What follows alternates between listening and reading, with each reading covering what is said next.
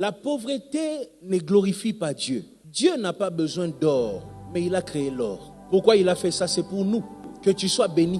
La pauvreté n'est pas un signe de sainteté. La pauvreté n'est pas un signe que tu crains Dieu. Retenez ce chose. La bonne gestion d'une seule saison peut garantir la réussite de toute une vie. Une seule saison bien gérée. Tu n'as pas besoin de deux. Pharaon a eu 7 ans et il est resté au sommet jusqu'à la fin. Dieu peut te donner 3 mois d'ouverture où tu vois les portes s'ouvrent. Dieu peut te donner même une seule porte dans la vie, une seule personne.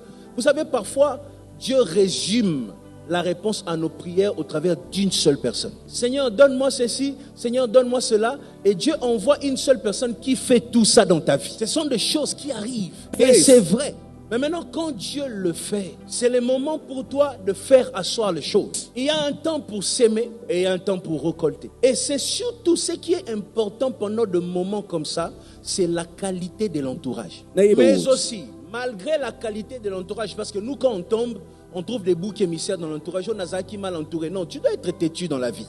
Tu dois savoir ce que tu veux. Jésus était entouré de gens comme des Judas, mais il a quand même sauvé le monde. Le problème n'est toujours pas l'entourage, mais la vision que tu as dans la vie. Je ne veux plus avoir dans cette église de frères que tu vois avec une Range Rover le matin, le soir, ils te demandent l'argent. Dieu t'ouvre une porte, tu réussis et tu ne tombes plus jamais. Reçois-le, reçois-le. Receive it in Jesus' name.